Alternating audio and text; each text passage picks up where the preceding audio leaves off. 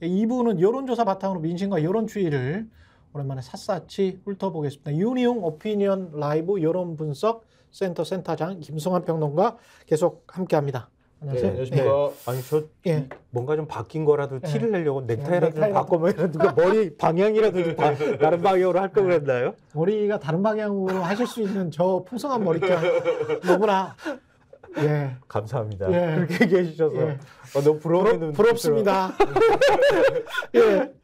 윤석열 대통령 지지율은 지금 뭐 이게 지금 저희가 쭉 보고 있는 거 저도 쭉 보고 있었던 거는 한국갤럽이기 때문에 갤럽 상황으로 말씀드리면 지난 11월과 비교했을 때는 오차범위 그러네요. 12월과 비교했을 때는 오차범위 밖으로 지금 39니까 네. 12월 둘째 주에 31, 지금 39니까 이거는 의미가 있는 추세선이 나온 것 같습니다. 그렇죠. 네. 예. 상승 흐름에 있는 것은 틀림없고요. 그래서 이제 뭐 40 어떤 조사들은 이제 40 넘는 조사들도 있고 하니까 사실은 그렇죠. 어떤 분들은 이제 40이 넘냐 안 넘냐 굉장히 의미 부여하시는데 사실 뭐 그럴 필요는 없는 거죠. 이제 뭐 39나 41이나 사실은 비슷한 수준이고 이전보다는 좀 상승 흐름에 있다. 이제 이렇게 보시는 것 합리적이라고 할 수 있을 텐데요.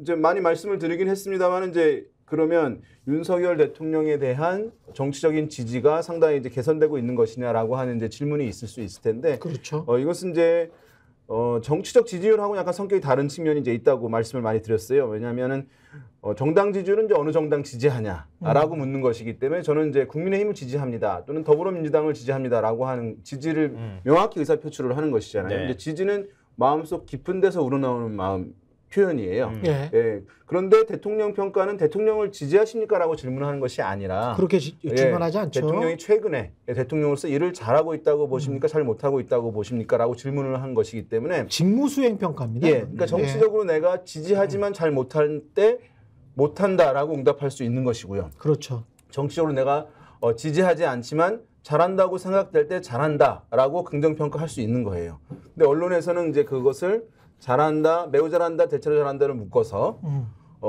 긍정평가라고 부르는 것도 있지만 대통령 지지율이라고 해서 이제 표현을 하는 것이니까 그렇죠. 사실은 이제 약간 차이는 이제 있는 부분이고 왜냐하면은 어떤 대통령이 이제 임기 초반에요. 70% 80% 나오잖아요. 그렇죠. 그게 지지율이라고 부르잖아요. 예.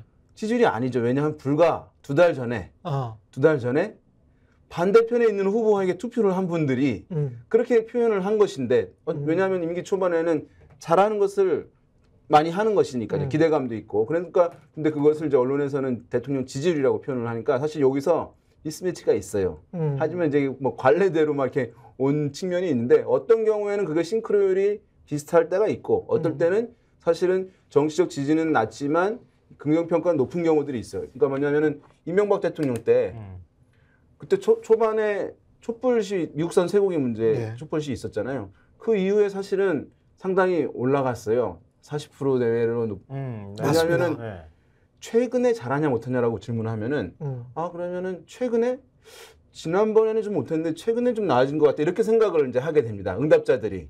그러면 어디에 이제 기준 시점이 있게 되는 것인데 그것이 이제 임기 초반에는 뭐 전임 대통령 비교하기도 하고 하는데 좀 가게 되면 그 앞에 부분 현 대통령의 앞에 부분들 이제 얘기하게 되는 기준점을 삼게 되는 거니까 그걸 이제 흔히 기저 효과라고 많이 부르는 거죠. 그렇죠. 그래서 그때에 비해 상대적으로 잘한다라고 응답을 하게 되는 것입니다. 이제 그래서 최근에 뭐 이제 많이 말씀하시지만 그 뭐 의대 정원 뭐 확대라든가 이런 부분들 효과가 많이 반영되고 있는 측면이 있는 것이고요. 제 생각에 또 한 가지 정치적인 부분에서 약간 비껴서 있는 거. 또 이제 긍정적으로 영향을 주는 배경이 된다고 할 수 있겠죠. 그 논란에 휩싸이지 않고. 그러니까 지금 말씀하셨지만 의미 있는 그 국정수행 평가에 대한 긍정 평가율이 의미 있게 움직이고 있는 건 맞아요. 이건 뭐 부인하기 어려운 사실인 것 같고요. 그게 의대 정원 문제가 제일 큰 영향을 미치고 있다 이렇게 볼 수밖에 없는데 숫자로 봐도 2월 첫째 주가 29였거든요. 최저였는데 2월 6일부터 의대 정원 확대한다라는 보도가 확 나왔습니다. 그러니까 29에서 39로 간 게 3월 첫째 주니까요.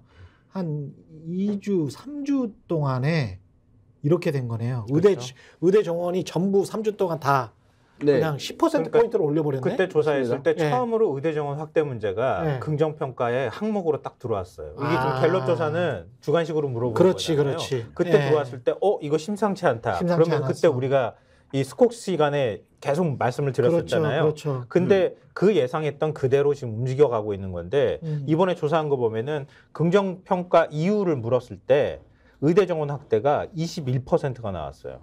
이 12%포인트가 오른 거거든요. 예. 그리고 외교가 12%가 나왔는데 이게 5%포인트가 내려간 거고요. 외교는 최근에 한 적이 없는데 그냥 사람들이 하는 말이구나. 근데 뭐 네. 외교라든가 네. 뭐 이제 열심히 한다 이런 것도 있죠. 그렇죠. 그랬습니다. 결단력, 추진력, 뚝심. 예. 그러니까 이것도 사실 늘 들어가 있던 항목이긴 한데 이게 8%로 나와서 3%포인트가 오른 거예요. 그게 그러니까 의대 정원 확대하고 이렇게 그렇지. 같이 쌍으로 움직였다고 볼 수 예, 있죠. 그러네.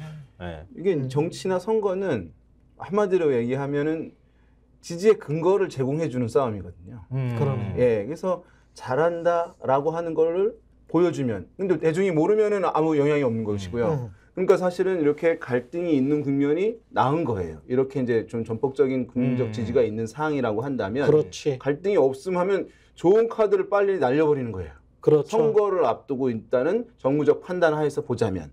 그러니까 일정 수준으로는 갈등이 있게 되면 대중이 이것이 이슈에 대해서 확인을 하게 되는 것이, 인지하게 되는 것이거든요. 그러면 그렇지, 의대 정원이 확대되는 것이 필요하지, 이 정부가 하려고 하네라고 하는 긍정평가의 근거로 받아들이게 되면서 이런 데 지표에 반영이 되는 것이니까 뭐 선거에서도 사실 각 정당들도 지지의 근거를 누가 일관되고 효과적으로 전달을 하느냐, 이 싸움, 여기선 밀리면 지표에 나쁘게 나오는 것이고 여기서 이제 효과가 있으면 높게 나오는 것이고 하는 거니까 최근에 뭐 정당 지지율에서의 차이들도 이제 이런 측면에서 봐야 되겠죠. 그 지금 말씀하신 것처럼 보통의 경우에는 우리가 정당 일체감이라고 얘기하잖아요. 보수나 진보, 내가 만약에 민주당 지지자다, 국민의힘 지지자다 그러면은 그건 거의 잘 안 움직이거든요. 그렇죠. 그러니까 한 30% 정도 가지고 있다고 보면 되거든요. 예. 요즘엔 실제로 뭐 조사를 하면은 보수는 그거보다 조금 더 많이 나오기는 하지만 그러면 내가 이 정당을 지지하는 근거는 사실 근거를 굳이 찾지 않아도 난 늘 지지했기 때문에 그걸 늘 지지하는 거예요. 그렇지, 그렇지. 근데 예. 다른 지지를 찾아 나가면은 그러니까 원래 나는 국민의힘의 철저한 지지자야 아니면은 그 정당의 뭐 당원이야 이런 거 빼고 한다 그러면은 여론이 움직일 때 대통령 국정수행 평가를 할 때 여론이 가는 방향하고 대통령이 움직이는 방향이 같은 방향으로 이렇게 가면은 이런 현상이 나오는 거예요. 의대 정원 확대를 국민들 다수가 지금 일단 확대해야 된다는 쪽에 그렇죠. 그렇죠. 동의하잖아요. 근데 대통령이 그 방향으로 움직인 거잖아요. 그러니까 그 방향으로 움직이는 거에서 일단 긍정평가가 확 올라가는 현상이 나타났다.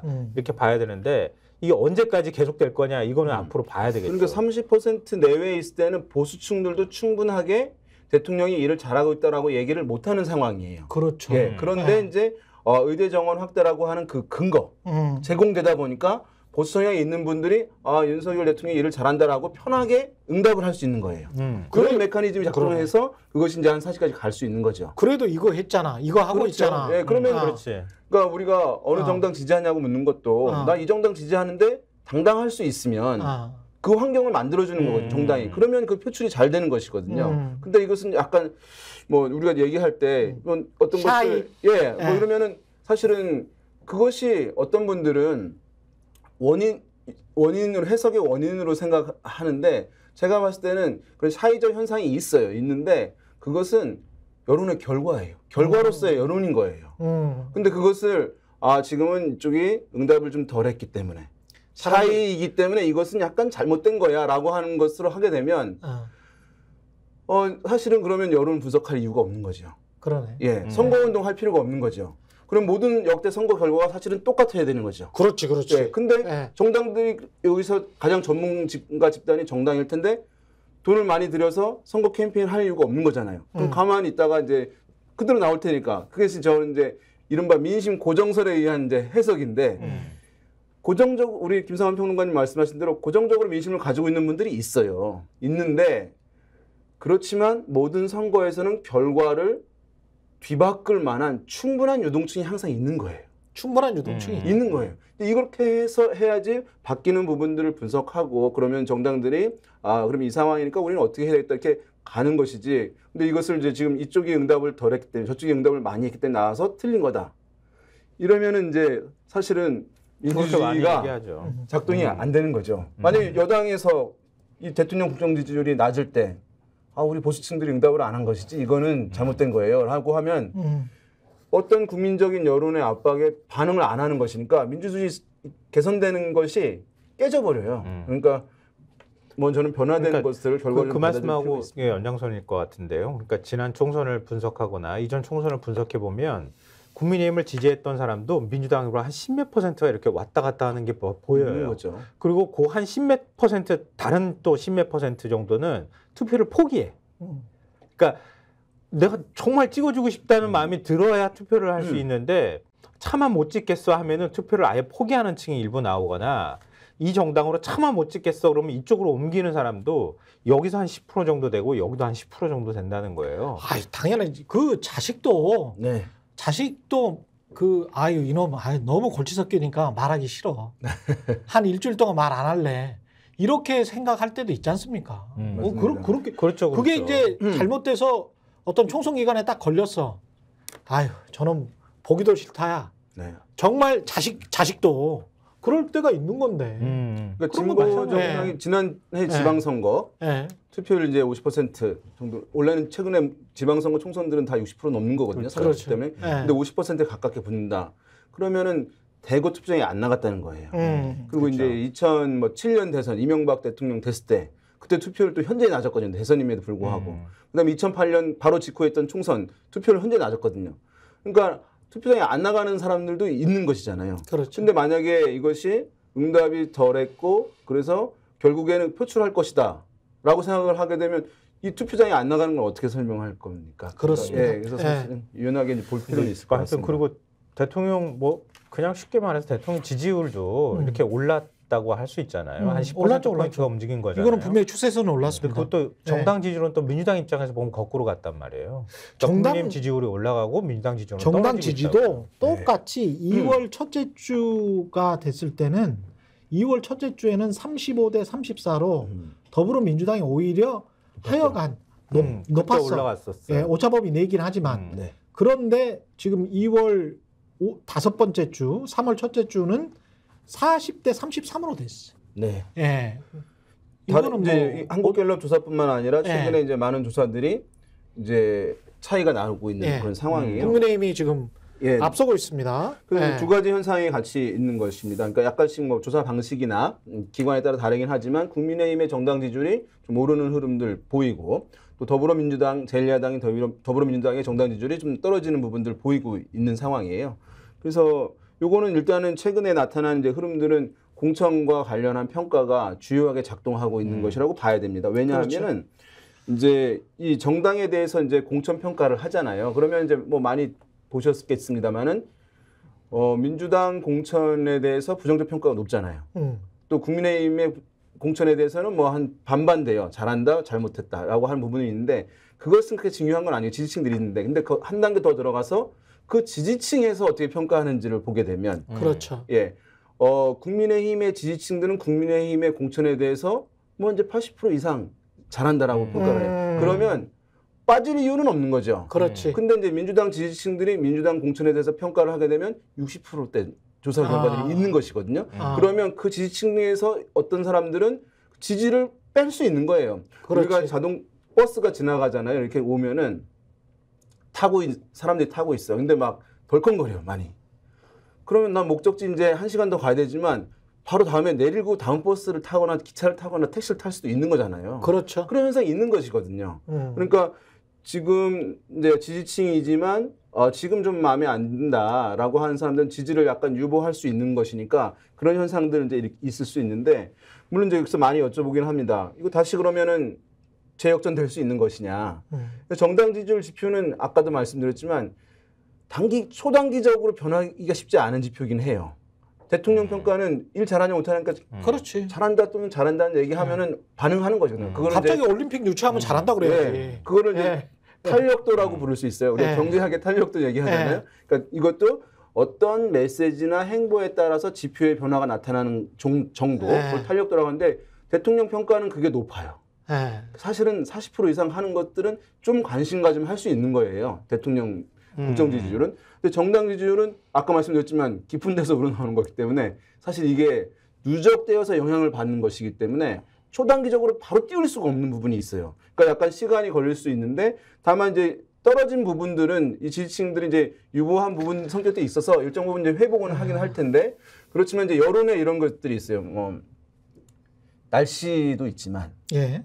기후도 있는 거예요. 그렇죠. 이제 지금의 이 여론의 변화가 기후의 변화냐, 그러니까 큰 흐름을 근본적으로 바꾸는 봄에서 뭐 이제 겨울로 여름으로 고기압이냐 저기압이냐. 예. 근데 이제 그날 이거 지금 구름이 좀 꼈는데 이제 갤 거냐 말 거냐 이렇게 하면 날씨의 변화일 텐데 그렇죠. 최근에 요 흐름 같은 경우 보면은 단순히 이제 날씨만의 변화다라고 보기가 좀 어려운 부분들이 있어서 아마 야당에게는 상당히 좀 긴장이 되는 그런 상황이지 않을까 생각됩니다. 그러니까 이게 보통 네. 선거일 한 달 전 지지율이 굉장히 중요하다고 얘기하잖아요. 그렇죠. 왜냐하면 그때쯤 되면은 서서히 사람들이 이제 마음을 굳혀가고 있는 시기라고 볼 수 있거든요. 근데 그 다음에 정당 지지율이 안 변하는 건 아니에요. 그러니까 뚝 벌어졌다가도 이렇게 붙기도 하고 또 벌어지기도 하고 그러거든요. 근데 이 시점이 굉장히 중요한 때인 것만은 뭐 틀림없다 이렇게 볼 수 있는데, 그러니까 지금 기후 말씀하셨지만. 계속 민주당이 예를 들면 서울 같은 경우에는 국민의힘이 계속 뒤지는 결과가 쭉 나오고 있단 말이에요. 네. 예를 들어서 서울에서 민주당 지지율이 국민의힘을 앞서가지고 좀 앞섰다가 또 뒤집어졌다가 이런 현상이 나오면은 그럼 좀 있으면 또 뒤집어지겠네 이렇게 생각할 수 있겠는데 서울이 민주당 지지율이 너무 안 나와. 이번에는 민주당 지지율이 26이고요. 국민의힘이 43이에요. 이번에 갤럽? 예, 갤럽이. 와. 지난번보다 더 벌어졌어 이게. 갤럽에 그 정도 벌어졌었어? 근데 인천하고 엄청나네요. 경기 지역 같은 경우에 민주당이 계속 앞섰거든요. 근데 이번에도 민주가 39, 국힘이 33이에요. 그러니까 경기는 쭉 민주당이지만 앞서고 있는 결과가 나온단 말이에요. 또 실제로 이 좀 우세에 있다고 하는 정치권에서 그렇게 평가를 하고, 근데 서울은 이게 계속 낮은 현상이 더 나오다가 오히려 더 격차가 벌어져서 민주당 지지율이 더 내려가고 있단 말이에요. 그러니까 서울에서는 굉장히 고전할 가능성이 높다고 봐야지. 지금과 같은 지지율로만 본다면. 그렇죠. 실제로 보면 우리가 이제 연령 가지고 성향들을 좀 평가하는 게 있잖아요. 네. 정확한 건 아닙니다. 이제 행정안전부에서도 이제 뭐 매달 인구 통계를 그렇죠, 내는데 그렇죠. 경기도 같은 경우는 이제 평균 연령이 40대 초반이에요. 여기... 서울 같은 경우는 거의 40대 중반에 가까워요. 사실은 뭔가 최근에 이제 한 5년, 10년 사이에 뭐 40만 명이 이제 경기도로 갔니 뭐 이제 얘기해요. 정확한 건 아니지만, 근데 보게 되면 지역구에서 승패 갈리는 건 한 2,000표 차이 나는 경우 많거든요.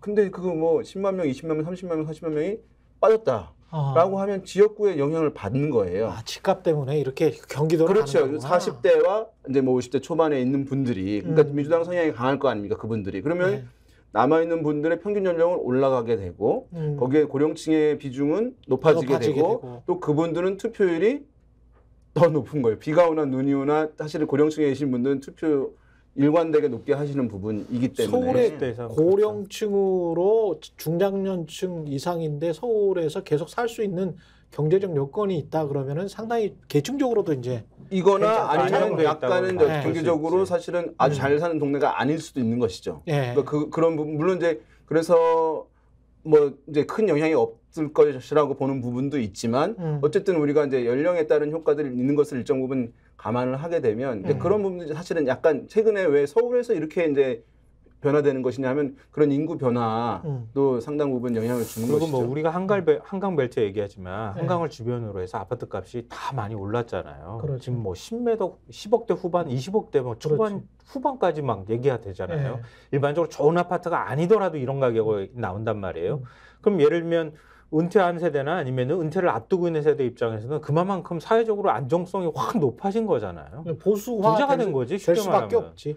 왜냐하면 그러니까. 전국의 저 가구 평균 순자산이 제 기억에 한 4억대 정도밖에 안 될 거기 때문에 서울 같은 경우에 이제 평균 아파트 매매가가 10억이 넘어버려서 그거는 다른 지역과는 비교를 할 수가 없죠. 그렇게 돼버리면 지금 논란이 되고 있는 성동을인가요? 성동갑인가요? 중성동갑. 거기 같은 경우에 지난 대선에서 보게 되면 비싼 아파트들, 그 중에서 이제 고급 아파트들이 있어요. 서울의 숲 주변에 윤석열 후보에게 이제 그 아파트들은 다 확연하게 이제 승리가 되고, 그렇죠. 그렇지 않은 아파트들은 또 반대적인 그렇죠. 부분도 있고 그래서 지금 아. 한강벨트 하는 거니까 이제 뭐 삼국시대에 이제 한강을 사수하는 것이 이기니까 그런 것이 아니라 예.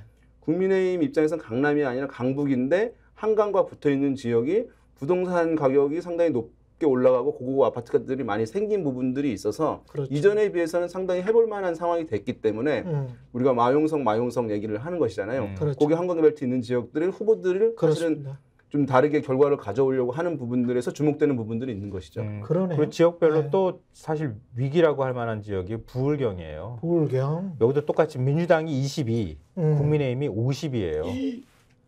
무당층이 21 정도 잡히고 있기는 하지만 야, 예년보다 너무 차이가 난다. 더블 스코어도 더 나는 거예요. 이 정도 이것도 차이 나지는 않았는데. 지난번 조사보다 네. 이것도 더 벌어진 거예요. 뭐 다만 이제 우리 말씀하시는 거는 이제 한국결 전체 전국 조사에서 이제 PK 지역만 그렇죠. 따로 이제 보시는 거긴 한데 그러면 사실은 이제 오차범위 더 커지긴 해요. 그렇겠죠. 네, 그래서 이제 만약에 부산, 울산, 경남들 PK 지역만 따로 한 1,000명 정도 조사한 것들을 이제 보는 것이 더 좋기는 한 상황이지만 그쵸. 어쨌든 그럼에도 불구하고 그런 흐름들 좀 있다. 보이고 있는 좀 더 자세히 들여다볼 수 있는 조사가 있으면 훨씬 더 좋죠. 그렇죠. 왜냐하면은 네. 이 지금 각 지역별로 샘플을 배정하는 게 너무 작아.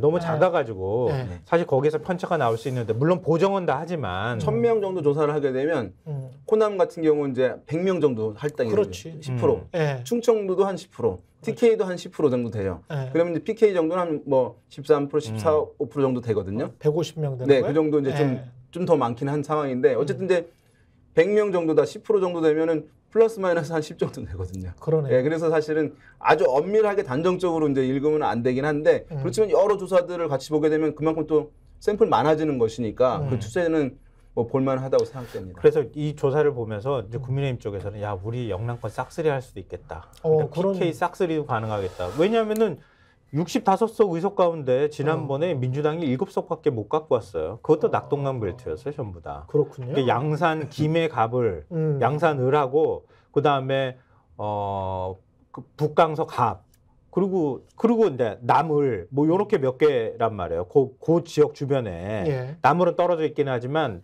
낙동강 벨트 빼고는 하나도 못 갖고 왔단 말이에요. 오히려 그 전에 총선에서는 8석인데 7석으로 줄어드는 상황인데 여론이 이렇게 나쁘면은 이것마저도 잃어버릴 가능성이 있겠다. 그러니까 기껏해야 민주당이 선방해도 한 서너 석 갖고 와야 잘 선방하는 정도 수준이 되지 않겠느냐.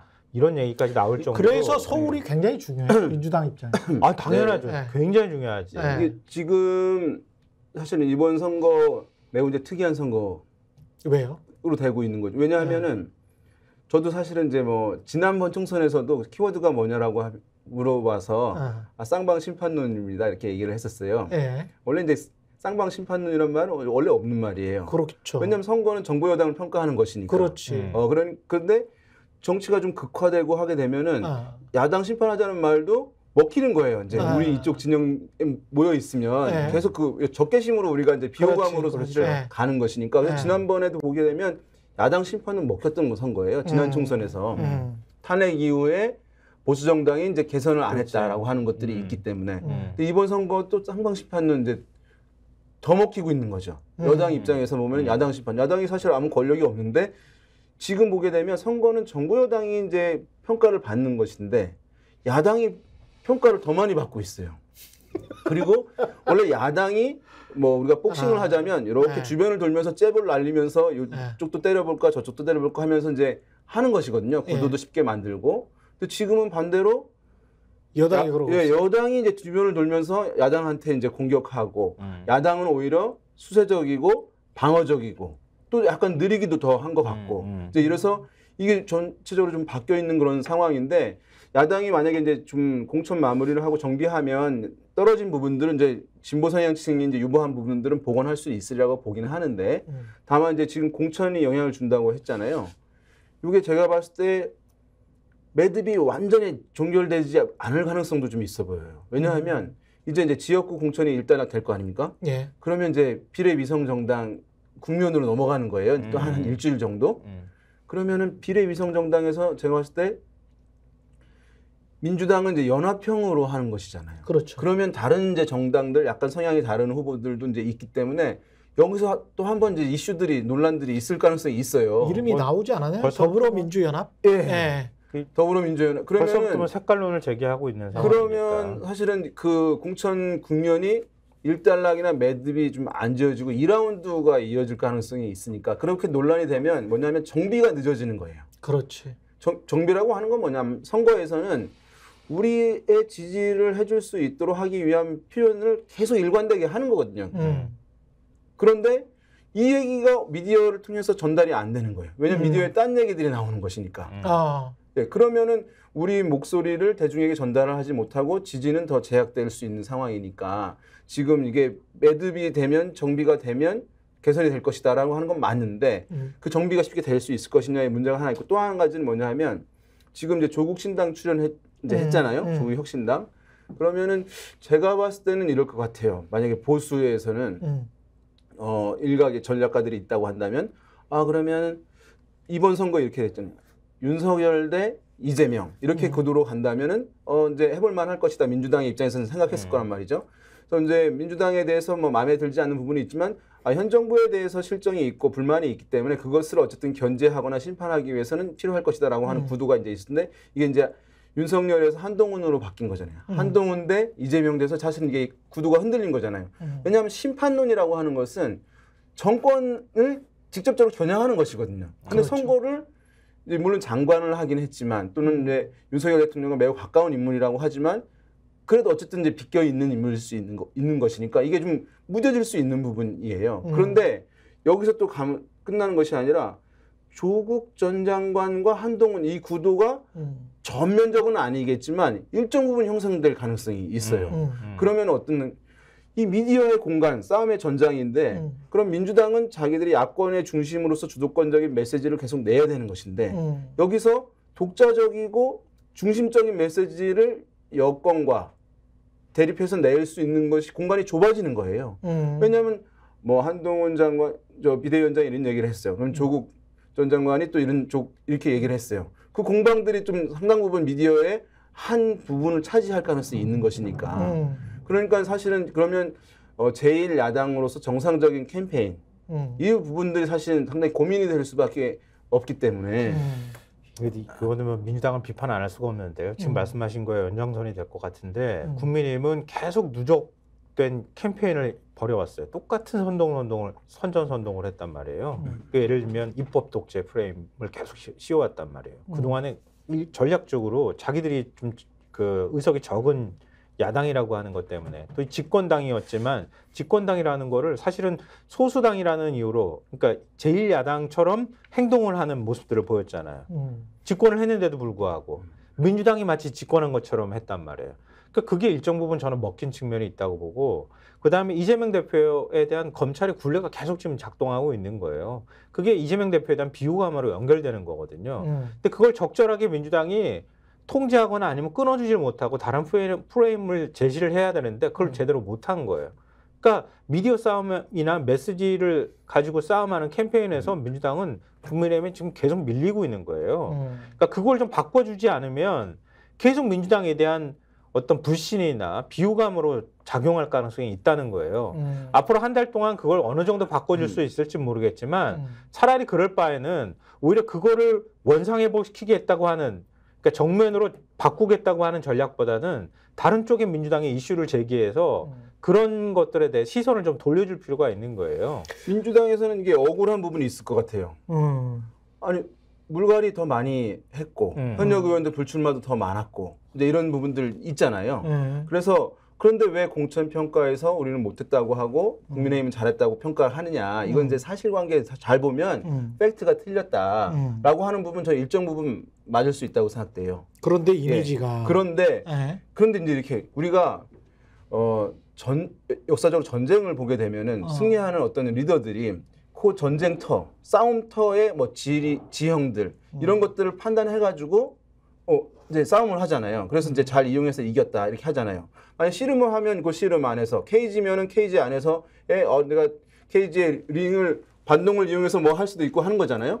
선거에서는 이게 인식의 영역인 거예요. 이 싸움의 장이. 정치는 인식의 영역이다. 그 사실관계를 가지고 자 봐라 여기가 5명을 저기 물갈이를 했고 여기는 15명을 했으니 여기가 잘했다는 것이 아니라 대중이 그렇게 인식하면 한 명을 했어도 잘했다고, 한 명을 물갈이했어도 잘했다고 하면은 잘한 거잖아요. 그러니까 판단은 대중의 인식이라는 것을 저는 이제 매우 중요하다고 생각되거든요. 여론 노름이네. 예, 그렇죠. 우리가 보면은 이렇게 또 생각할 수 있어요. 많은 분들이 선거나 정치는 스포츠 같다고 생각하는 분들이 이제 있어요. 그런데 내가 때려서 눕히면 이기는 거잖아요. 그렇죠. 정치는 안 그렇더라고요. 물리적으로 안 보여. 왜냐하면 물리적으로 안 보여. 관객석에 앉아 있는 대중이 이렇게 지켜보고 있다가 이쪽에 훨씬 두드러 패 맞고 있어서 KO가 되는데도 그래도 여기가 좀 불쌍한 것 같아서 마음을 주면은 여기가 이기는 거거든요. 그렇죠. 당장의 싸움에서 뭐 넘어지고가 중요한 게 아니거든요. 그렇습니다. 그러니까 대중의 생각과 마음을 사는 것이 그만큼 중요한 것인데 이제 이 사실관계 다르다는 것으로 하면 시간이 많다면 이제 이거 가능하겠지만은 짧은 기간에 그래서 그런 부분들 이제 정치권에서는 중요하게 생각해야 될 부분. 정치에는 이쪽으로만 쭉 별로 중요하지 그렇죠. 않아요. 이쪽으로만 쭉 가면 이 논리들이 맞는 것 같은데 네.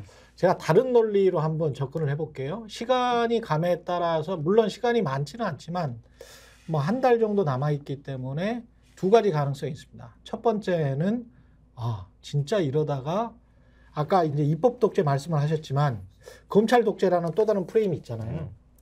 그리고 이재명 이야기를 했지만 윤석열 이야기를 안 할 수가 없거든요. 근데 사실 한 몇 달 전까지만 해도 윤석열 대 이재명 싸움을 원했던 것은 보수 쪽이었어요. 왜냐하면 윤석열 하나만 등판을 했기 때문에. 그래서 정권 심판론으로 직격으로 가는 거는 안 좋고 윤석열 대 이재명의 싸움을 하면 대선 때처럼 비슷한 숫자가 나올 것이기 때문에 그러면 우리가 그러면 선방하는 거죠. 선방하는 것이다. 그래서 윤석열 대 이재명의 구도로 가지고 가려고 했고 그게 일정 정도 지금 제가 보기에는 말씀하신 대로 성공한 것 같습니다. 그런데 국민들 마음속에 아까 KO 당했는데 연민을 느끼는 국민들이라는 거는 2, 3일 상관이거든요. 2, 3일 상관인데 어떤 게 작용할 거냐면 이러다가 과반하는 거 아니야? 네. 국민의힘이? 그러면 이제 굉장히 불안과 두려움 이거는 중도층을 굉장히 자극할 수가 있거든요. 야, 윤석열과 검찰 독재의 프레임이 있었는데 여기다 과반까지 해? 큰일 났네. 이거 하나 하고 두 번째는 굉장히 중요한 게 이제 투표율인데 그 전통적으로 60대 이상이 투표장에 무조건 갔잖아요. 네. 그럼 민주당 지지층이 이른바 꼴보기 싫어. 당내 싸움하는 거 안 갈래. 이러면 이제 투표율이 떨어졌거든. 네. 그런데 이번에 이제 조국 혁신당의 등장이 투표율을 자극할 요인이 하나가 생겼단 말이지. 그렇게 되면 조국 혁신당을 비례로 찍는 사람들이 가서 그래도 꼴보기 싫으니까 여기는 기권할 거야. 지역구는 그럴 확률이나 국민의힘 찍는 것보다는 민주당 찍는 확률이 훨씬 더 높아지기 때문에 투표율이 높아지면 조국 혁신당 때문에 투표율이 높아진다면 그러면 또 이거는 또 다를 수 있지 않느냐.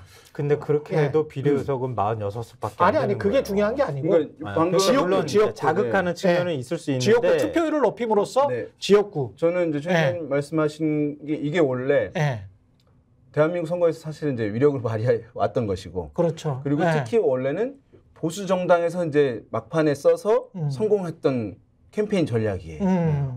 이렇게 해서 저쪽에 개헌 의석수가 넘어갑니다. 180석 넘어갑니다라고 해서 우리는 최소한 그것을 개헌 저지선 마련해 주세요라고 하면서 선방을 할 수 있었던 논리거든요. 그렇죠. 그러니까 이제 제가 봤을 때 진보 정당이 지금까지 이제 이러한 기류들을 많이 쓰거나 또는 써서 성공한 적은 많지는 않았는데 만약에 지금 이제 이 흐름이라고 한다면 제가 봤을 때 민주당에서는 고려해 볼 수밖에 없는 아니 그 정도까지 몰린 거 아닌 거예요. 그 정도까지 몰린 거야. 그러니까 그건 너무 참 비루한 거예요. 어찌 보면 이렇게 좋은 상황에서 민주당이 그거에 대한 신뢰를 못 얻어가지고 지금 그 작전을 쓰는 건 황당한 거지. 막판에 선거 막판에 가서 할 얘기고 지금은 민주당 스스로가 지지율을 더 얻을 수 있는 방법들을 찾아야 된다. 그렇지. 근데 신호는 굉장히 안 좋다. 이거 오늘 얘기했잖아요. 그렇지. 신호는 굉장히 안 좋고 특히 아까 이제 지역별 지지율 말씀드렸지만 이게 수도권하고도 저도 일정 부분 연동돼 있는 것 같아요. 왜냐하면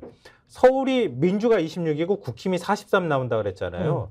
야, 아무리 그래도 이렇게 벌어지진 않거든. 서울에 그럼. 정당 지지율이. 그럼. 이 얘기 말을 뭐냐면 못하는 거죠 지금. 약간 말을 지지하고. 못하거나 아니면 부동층이라고 난 좀 빠져 있거나 난 뒷전으로 좀 살짝 나와 있는 사람들이 있단 말이에요. 그렇죠. 근데 광주 전라에서 민주가 53밖에 안 나오고 53밖에 안 나. 국힘이 9가 나오는데 네. 무당층이 제일 높아. 26이 있거든. 아, 지금 호남에 그러니까 전통적으로 호남에서 민주당을 지지했던 상당수의 분들하고 광주 그다음에 전라도예요? 전라도. 네, 광주 전라. 그러니까 네. 전남북하고 광주까지 다 포함해서 그렇죠. 그러니까 그 유보층으로 남아있는 층이 서울에도 일정 부분 호남에 그렇지. 있는 분들이 있기 때문에 예. 이분들이 나 일단은 지금 판단 안 하고 기다릴 거야. 민주당은 일단 마음에 안 들어. 이 마음들을 갖고 있는 거예요. 맞아. 그러니까 예, 이걸 맞습니다. 어떻게 그럼 민주당이 끌어올 거냐. 이게 매우 중요하다는 그러니까 민주당 거예요. 쪽 스윙 보터들이 지금 생겼어. 있는 그쵸? 거죠. 예. 있는 거죠. 뭐 예. 그래서 어떻게 보면은 만약에 조국 신당에 대해서 관심 갖거나 지지하는 분들도 이제 일정 부분은 예. 그런 특성들이 있을 수 있는 거죠. 그리고 민주당 하는 게 너무 어떤 분들은 더 예. 강하게 해야 된다라고 예. 하는 부분이어서 이제 조국 신당을 관심 그렇죠. 갖는 분도 있겠지만 예. 또 약간 실망스러워서 이제 그렇죠. 다른 의미에서 이렇게 예. 할 수도 있는 것이니까 사실은 이제 어떤 이제 지지 그룹이라고 하더라도 단일한 특성을 가지고 있는 것이 아니라 우리가 다양한 이 스펙트럼 하에서 있는 것이거든요. 맞습니다. 예, 그러면 여기서 이제 마음에 들지 않은 것은 양쪽에서도 있을 수 있는 것이니까 그래서 지금 제3지대에 있는 정당들 이 부분이 민주당으로서는 아까 이제 캠페인 얘기를 했는데요. 그러니까 단독으로 이제 민주당이 주도해서 한다면은 정비를 좀 빠르게 할 수는 있는 거예요. 그런데 이제 이 다른 호남에서의 뭐 조국 신당 등이 있으니까 이게 이제 정비하는데 목소리가 단일하게 들려줘야지 대중이 반응을 빨리 하는 것인데 다양한 목소리가 있잖아요. 그럼 제일 중요한 게 대중의 관심이거든요. 근데 이 관심이라고 하는 자원은 사람들의 대중의 관심은 제한적인 거예요. 여기 많아지게 되면 여기 집중하지 못하는 부분들이 있고 효과가 떨어지는 것이니까 이 부분 저는 이제 사실을 정당 이야기를 해봤는데 정당, 정책, 인물, 이슈라고 놓고 봤을 때 정책은 워낙 총선에서는 신경을 안 쓰니까 그냥 넘어가고 가도록 하고요.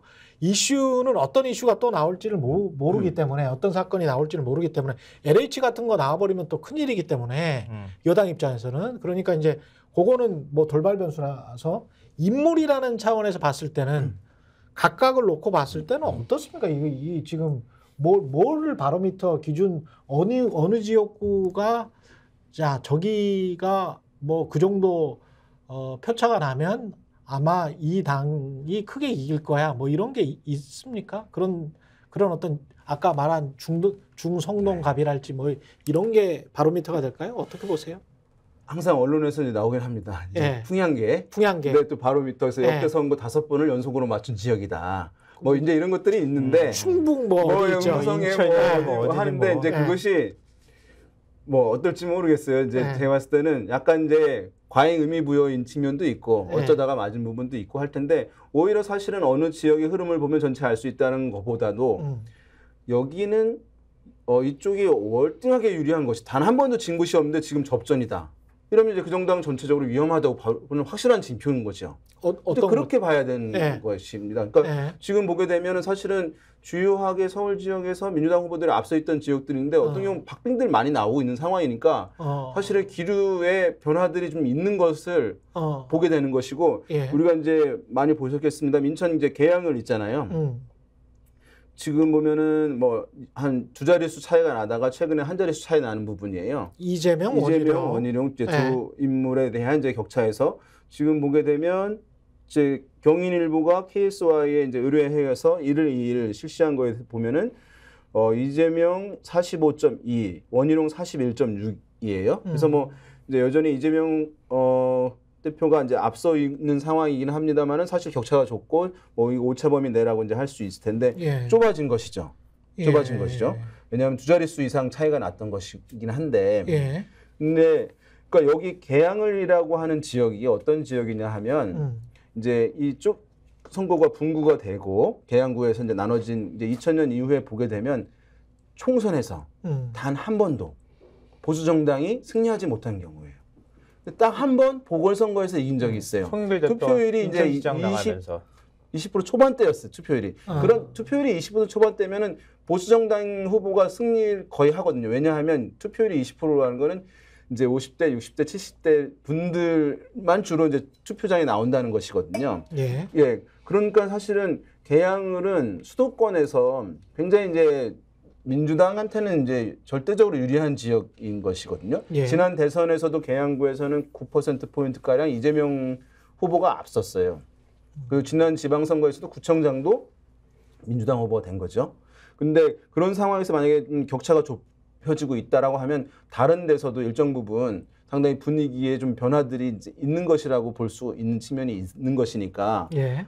지금 물론 이제 선거가 아직 한 달 더 남은 상황이고 대한민국 정치는 이제 한 달 사이에도 여러 가지 일들이 벌어질 수 있는 것이니까 지금은 그렇죠. 이제 단정적으로 얘기할 수 있는 상황은 아니에요. 그렇죠. 아까 말씀하신 네. 또 민주당이 어떤 새로운 캠페인을 가지고 그렇죠. 분위기를 반전하거나 또 맞습니다. 복원할 수 있는 부분이긴 하지만 네. 어쨌든 이제 지금 이런 상황에서는 계속 캠페인이 좀 이제 국민의힘에 비해서 야당이 어떤 메시지를 대중이 전달을 받아야 되잖아요. 그게 잘 전달이 안 되고 있는 것 같아요. 이건 뭐 사실은 그 얘기하셨지만 이 지역구에서는 민주당이 그냥 국민의힘을 한 10% 이상 다 벌려서 이긴 이상으로. 다 벌려서 이긴 그 지역구예요. 근데 이게 좁혀지고 있다는 건 다른 요인이 끼어들어가고 있다는 얘기로밖에 해석이 안 되는 거잖아요. 그렇죠. 물론 이재명 대표가 실질 여기 가가지고 선거 캠페인을 거의 하지 않았으니까 지역을 좀 움직이면은 좀 다른 분위기가 만들어질 가능성은 뭐 여전히 남아있다고 보는데 우리가 이제 마지막으로 선거 캠페인 얘기를 계속 하잖아요. 민주당은 일단 긴장감을 갖지 않으면 안 돼, 지금. 그렇죠. 근데 민주당 움직이는 거 보면 별로 그렇게 긴장감을 느끼지 못하는 거예요. 일단 지지자들이. 예. 그러니까 트럼프가 다 이기고 있잖아요, 지금. 근데 유세장에서 이런 말 했다 그러잖아요. 내가 1위 한다는 여론조사 있고 1%포인트 뒤지는 것처럼 행동해라. 이렇게 얘기를 했다는 거잖아요. 네. 역시 멋있잖아. 선수다. 역시 선수다, 선수. 프로네. 그래서 보면은 초반에 지역구에서는 자기가 1등이라래요, 후보들이. 예. 그때는 이제 대세 편승 효과가 크다고 이제 되게 받아들여져요. 밴드웨건. 예, 그래서 이제 이 사람이 나 그럼 사표가 안 되겠네라고 하면서 이제 그 1등 후보가 대세를 얻기 위해서 이제 얘기하는데 중앙당에서는 다른 전략이에요. 선거가 다가오면 다가올수록 우리 지금 뭐 너무 힘든 상황입니다. 이러면서 읍소, 그렇죠. 동정으로 가야지 싫어요, 표가 그것도. 이탈되지 않고 왜냐하면은 여기 이기는데 뭐 이제 이렇게 되면은 해이해질 수 있기 때문에 지지층들이 계속 이제 그 얘기를 하는 것인데 그런 이제 그 지지층들에게 호소하는 전략들이 있어야 되는 것이거든요. 그러니까 보면 국민의힘 한동훈 위원장이 이제 그러잖아요. 뭐 108석 경고를 하잖아요. 160석 이길 수 있다. 경고를 하잖아요. 그렇죠. 그렇게 하면 지지층들이 이제 해이해져서 투표장에 적극적으로 안 나올 수 있으니까. 그렇죠. 그러니까 그런 부분의 관리도 저는 이제 필요한 측면이 있다고 생각되고 이게 보면은.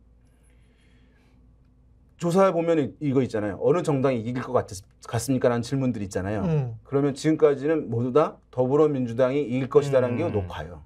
그렇지만 격차가 좁혀지고 있어요. 그러니까 지금 보면은 어떤 정당지에서 국민의힘이 앞선다 이런 얘기 나오잖아요.